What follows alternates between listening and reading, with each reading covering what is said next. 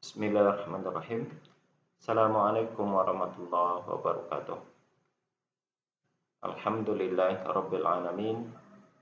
Wa bihi nasta'in ala umuri dunya waddin.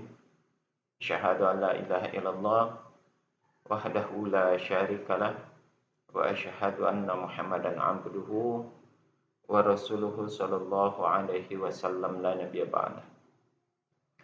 Rabbi syrah li sadri wa yassir li amri wahlul 'uqdatam min lisani yafqahu qawli. Alhamdulillah, puji syukur kita ucapkan kehadirat Allah Subhanahu wa taala, Allah yang Maha Pengasih lagi Maha Penyayang, yang tidak beranak dan tidak diperanakkan. Allah yang Maha Tunggal, Allah yang Maha Esa, Allah yang Maha Ahad. Salawat dan salam kepada Nabiullah Muhammad sallallahu alaihi wasallam. Allahumma shalli ala Muhammad wa ala ali Muhammad. Uswatun hasanah buat kita semua, contoh suri tauladan hidup buat seluruh umat manusia. Saudara sekalian, bertemu kembali, berbincang-bincang kita masih seputaran perbandingan agama. Pada pertemuan kali ini kita coba membicarakan tentang tuduhannya, prasangka ataupun tuduhan serta terkadang ini dijadikan juga bahan oleh para oknum misionaris dalam memanipulasi ataupun mendangkalkan akidah umat Islam berkaitan tentang konsep ketuhanan di dalam agama Islam, yang sebagaimana kita yakini Islam memiliki konsep tauhid atau keesaan Allah. Jadi pernyataan di dalam akidah umat Islam bahwasanya Allah itu tunggal, dia tidak beranak dan tidak diperanakkan, dan tidak ada yang serupa atau semisal dengannya. Kata-kata tunggal, kata-kata esa ini yang mengandung makna satu mutlak absolut, terkadang sering diberikan tuduhan yang tidak benar oleh oknum para misionaris dengan tujuan tentunya untuk mendangkalkan akidah atau keyakinan umat Islam berkaitan tentang konsep tauhid itu sendiri. Tuduhan yang sering dilontarkan adalah mereka menyatakan bahwasanya tidak saja di dalam iman Kristen yang memiliki konsep Trinitas atau memiliki tiga unsur di dalam satu pribadi, mereka menyatakan bahwa tuduhannya di dalam Islam pun memiliki konsep yang rancu di dalam memahami Trinitas. Maksudnya, tuduhan yang sering mereka lontarkan bahwasanya Tuhan di dalam Islam juga ternyata banyak, atau jamak bahasanya itu begitu. Mereka mengambil kata-kata demikian ataupun menyimpulkan demikian karena di dalam Al-Quran sendiri Tuhan sering menyebutkan kalimat kami di dalam menunjuk atau di dalam menyebutkan dirinya. Maka kata-kata kami itu diidentikan dalam pemahaman mereka itu adalah bentuk kalimat jamak, kata jamak yang menunjukkan lebih dari satu. Sehingga mereka menyimpulkan dan menyampaikan bahwasanya Tuhan di dalam agama Islam itu tidak satu, tapi banyak. Terbukti dengan sering di dalam Al-Quran itu Tuhan menggunakan kata-kata kami. Salah satu contohnya yang terdapat dalam surat Al-Hijr ayat ke-9. Di situ dikatakan inna nahnu nazzalna zikra wa inna lahu lahafizun. Ya. sesungguhnya kamilah yang menurunkan Al-Quran, ya, dan sesungguhnya kami benar-benar memeliharanya. Di situ ada kata-kata kami, nahnu, inna nahnu, sesungguhnya kamilah. Jadi kata-kata kami di situ dipahami oleh mereka bahwasanya di dalam Islam juga memiliki konsep ketuhanan itu lebih dari satu. Karena kata-kata kami dalam kamus bahasa Indonesia atau dalam tata bahasa Indonesia, kata-kata kami itu menunjukkan perwakilan sebagai kata ganti orang pertama jamak. Nah, ini sekali lagi biasanya dijadikan sandaran, dijadikan dalih buat mereka untuk mengklaim, untuk menuduh, mengeluarkan fitnah bahwasanya konsep Tuhan di dalam agama Islam itu juga mengandung banyak unsur, gitulah, sama seperti di dalam iman Kristen. Nah, sehingga mereka mengatakan di Al-Quran sendiri tidak konsisten menyatakan bahwasanya konsep ketuhanan di dalam Islam itu ada kontradiktif. Di satu sisi terkadang Tuhan atau Allah itu menyebutkan aku, namun di sisi lain menyebutkan kami. Nah, seolah-olah terjadi kontradiktif. Nah, itu yang mereka tuduhkan, yang mereka jadikan bahan, menjadikan senjata untuk mendangkalkan akidah umat Islam. Sehingga tidak jarang ini ayat yang salah satu ayat yang sering dijadikan pemurtadan lah, istilah dalam konsepnya itu pemurtadan, dan minimal mendangkalkan akidah umat Islam, membuat ragu umat Islam bahwasanya konsep ketuhanan di Islam itu juga tidak jauh berbeda, seolah-olah begitu, tidak jauh berbeda seperti yang diimani oleh umat Kristiani. Saudara, menanggapi akan hal itu, menanggapi akan tuduhan ataupun fitnah yang disampaikan oleh oknum para misionaris tersebut di dalam memfitnah konsep ketuhanan di dalam Islam, makanya pada kesempatan kali ini kita coba untuk menjelaskannya. Kenapa Allah mengatakan atau menggunakan kata-kata kami di dalam Al-Quran di satu sisi, namun di sisi lain terkadang Allah juga menggunakan aku, ya, gitu. Contohnya kalau yang menggunakan aku itu di dalam surat Toha ayat yang ke-14, di sana Allah katakan innani anallah la ilaha illa ana fa'budu wa aqimus sholata li dzikri. Ya, dalam Toha surat 14, sesungguhnya aku ini adalah Allah, tidak ada Tuhan yang hak selain dari aku, maka sembahlah aku dan dirikanlah sholat untuk mengingat aku. Jadi kalau di dalam surat Al-Hijr tadi ayat yang ke-9 Allah menggunakan kata-kata nahnu, ya, kami. Kemudian di dalam surat Toha ayat yang ke-14 di sini Allah menggunakan kata-kata ana yang berarti aku. Dua ayat ini kita perbandingkan dan kita jelaskan maksud kenapa di satu sisi Allah menggunakan kami dan di sisi lain Allah menggunakan aku. Saudara sekalian, perlu diketahui sebagai konsep pertama menjelaskan bahwa bisa dimaklumi kenapa tuduhan itu sering disampaikan oleh para oknum misionaris dalam mendangkalkan umat Islam, akidah umat Islam. Pertama, karena mereka mungkin tidak memahami tentang tata bahasa di dalam bahasa Arab, ya, dan juga tidak memahami tentang ilmu tafsir di dalam memaknai Al-Quran, ya.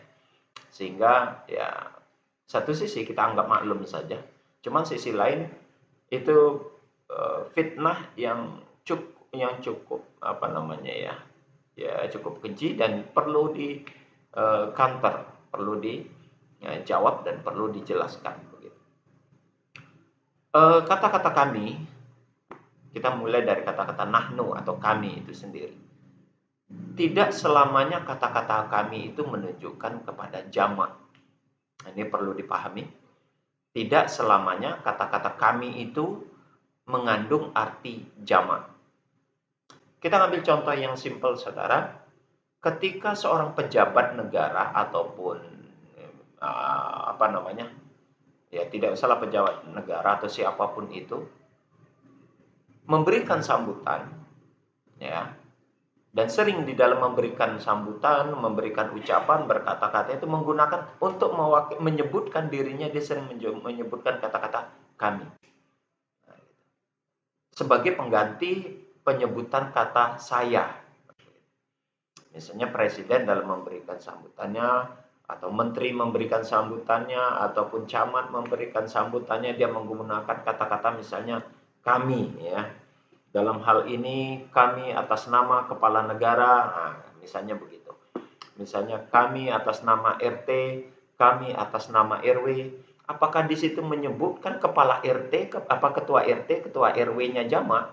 Tidak.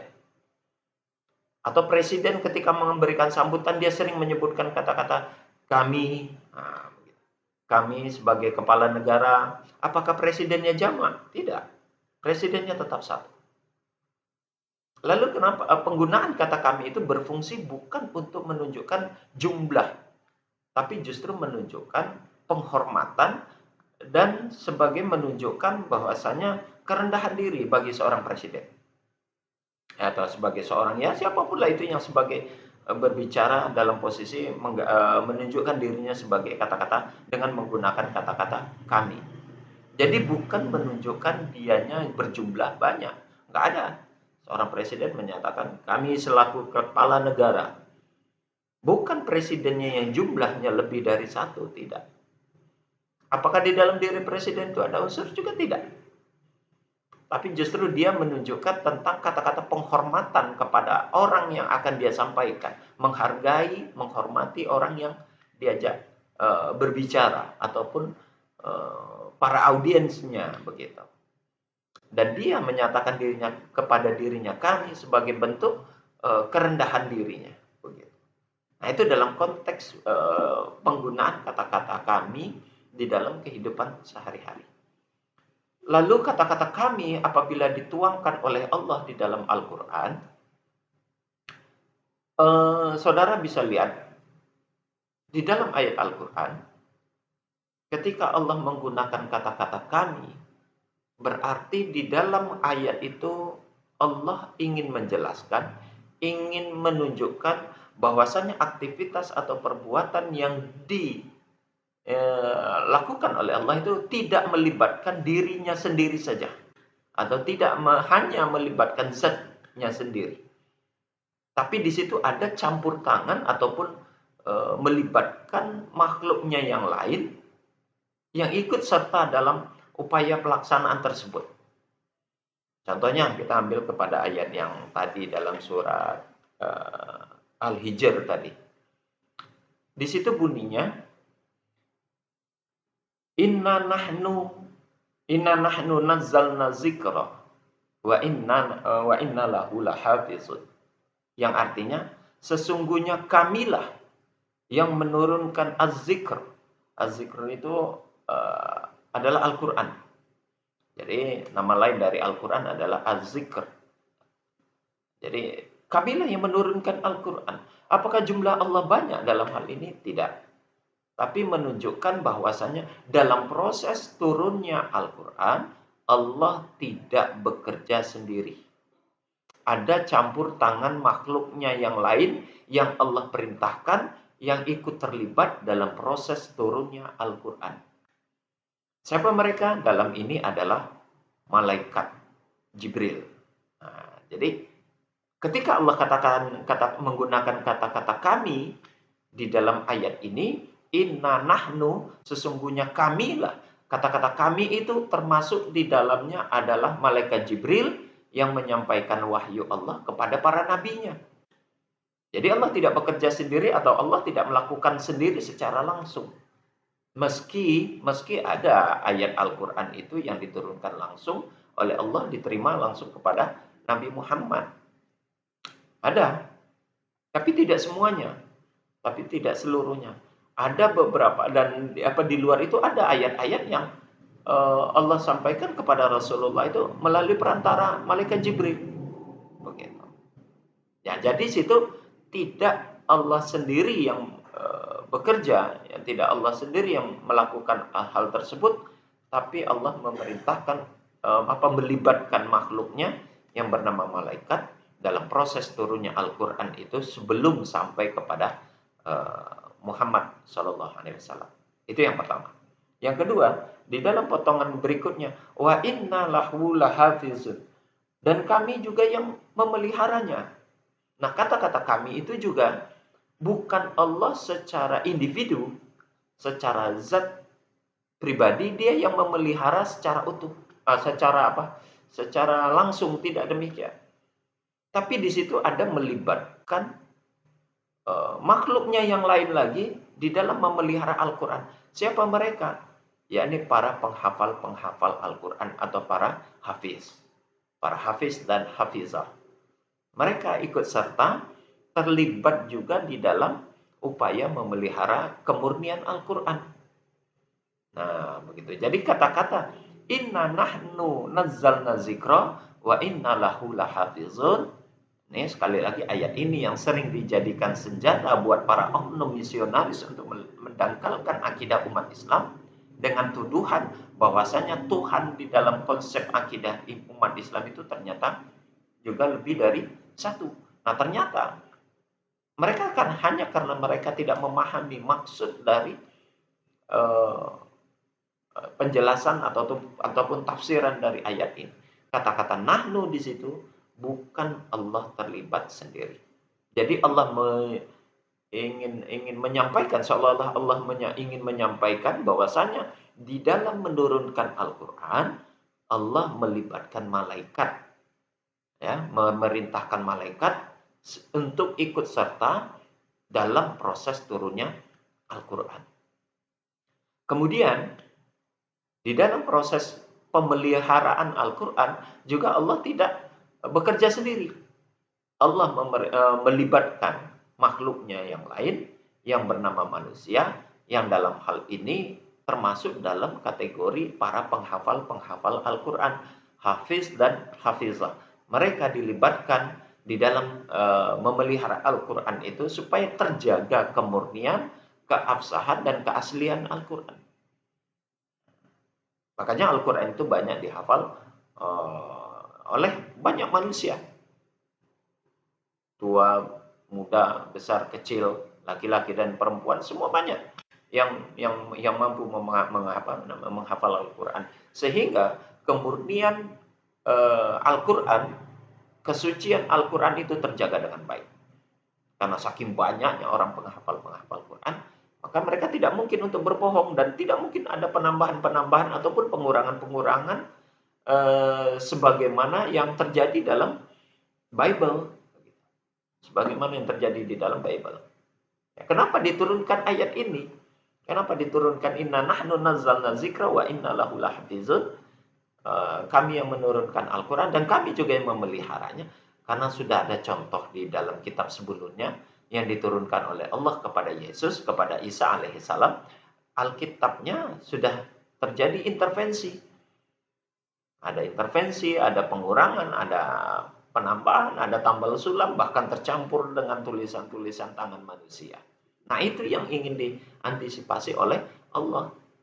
Justru kalau tidak demikian dilakukan oleh Allah, khawatir apa yang pernah terjadi di dalam kitab Injil itu terjadi lagi di dalam Al-Quran. Makanya dilibatkan para penghafal Al-Quran untuk memeliharanya atau untuk memelihara kesucian dari Al-Quran itu sendiri.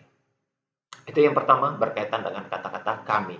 Jadi kesimpulannya berkaitan dengan kata-kata kami bukan menunjukkan jumlah Tuhan atau Tuhan dalam konsep manusia, konsep Islam itu berbentuk jamak, bukan demikian.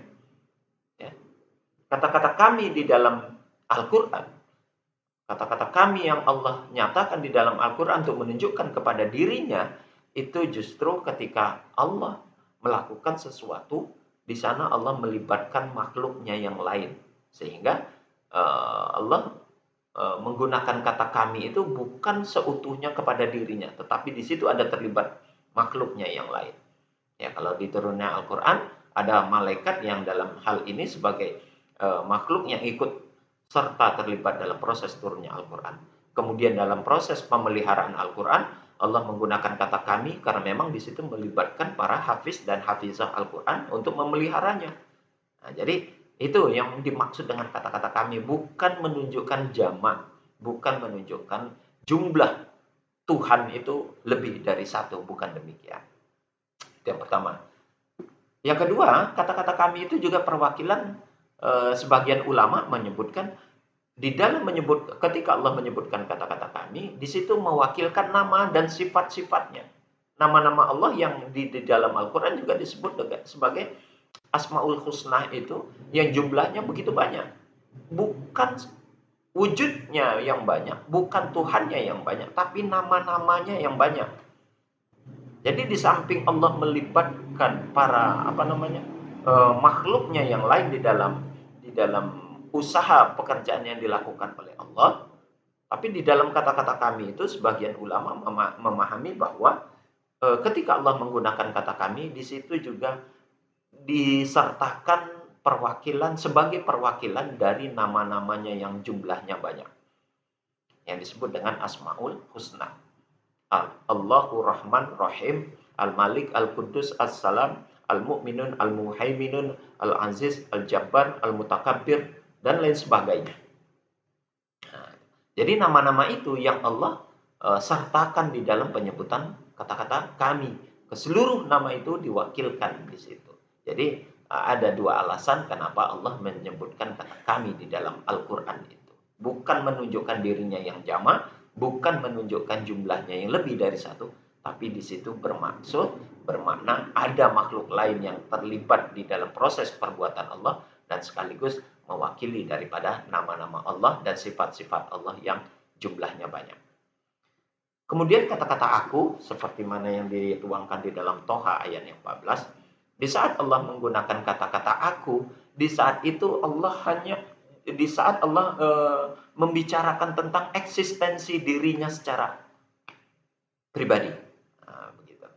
Jadi tidak melibatkan makhluknya yang lain. Jadi ketika Allah menceritakan tentang dirinya, Allah tidak menggunakan kata-kata kami, tapi menggunakan kata-kata aku. Karena pada saat itu dia menceritakan tentang dirinya yang utuh, yang absolut, yang memang maha tunggal. Itu yang disebutkan di dalam Toha ayat yang ke-14. Innani anallah la ilaha illa ana fa'buduni wa aqimis sholata li zikri. Sesungguhnya aku ini adalah Allah. Nah, ketika Allah menyebutkan personal dirinya, tidak melibatkan makhluk yang lain, tidak menyebutkan tentang sesuatu yang di luar dirinya, maka dia menyebutkan dengan kata-kata aku. Innani anallah. Begitu. La ilaha illa ana. Tidak ada Tuhan selain daripada aku. Menunjukkan dirinya yang utuh. Nah, menyebutkan dirinya yang utuh. Kemudian tidak ada yang lain selain aku. Fa'buduni. Maka oleh karena itu beribadahlah kepadaku. Nah, ini yang menunjukkan dalil bahwasanya salah satu dalil mengapa kita menyembahnya kepada Allah. Nah, ini fa'buduni. Maka beribadahlah kepadaku. Menunjukkan suatu sosok, satu zat yang hanya satu-satunya zat yang memang pantas untuk diibadahi. Kemudian wa aqimis sholata li dzikri, dan dirikanlah salat untuk mengingatku, kata Allah. Nah, jadi jelas perbedaan di sini saudara, baik kepada umatku, saudara-saudaraku yang beragama Islam, ini bisa menjadi bahan jawaban ketika para oknum misionaris memberikan serangan ataupun tuduhan terhadap konsep ketuhanan di dalam agama Islam. Sekali lagi, kata-kata kami yang Allah gunakan di dalam Al-Quran bukan menunjukkan jumlah Allah itu banyak atau oknum ataupun unsur di dalam diri Allah itu banyak, bukan demikian. Tapi kata-kata kami yang Allah gunakan di dalam Al-Quran, Allah menggunakan itu karena di dalam menjelaskan atau menceritakan tentang apa yang Allah kerjakan, di Saat itu Allah melibatkan makhluk-makhluknya yang lain selain dirinya dalam proses satu perbuatan.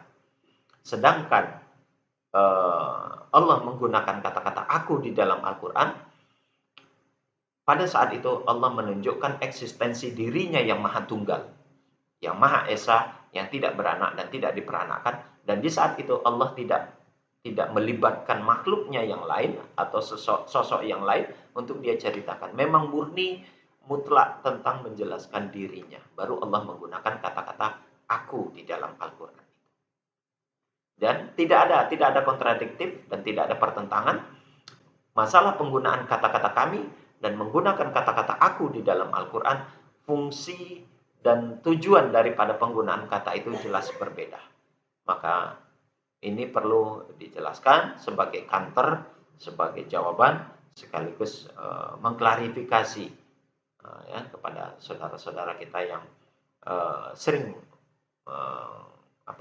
mendangkalkan akidah umat Islam berkaitan dengan konsep ketuhanan. Jadi tidak ada konsep jamak di dalam Al-Quran, di dalam Islam berkaitan tentang konsep ketuhanan atau teologis Islam berkaitan dengan Allah itu sendiri. Baik, demikian ini saudara sebagai bincang-bincang kita pada hari ini. Semoga ini bermanfaat untuk memberikan jawaban terhadap tuduhan-tuduhan yang sering dilontarkan oleh para misionaris, oknum-oknum misionaris yang menipu, yang menuduh ataupun memfitnah tentang eksistensi Allah yang diceritakan, yang dijelaskan di dalam Al-Quran. Demikian kita tutup dengan kafaratul majelis. Subhanakallahumma wa bihamdik, asyhadu an la ilaha illa anta, astaghfiruka wa atubu ilaik. Assalamualaikum warahmatullahi wabarakatuh.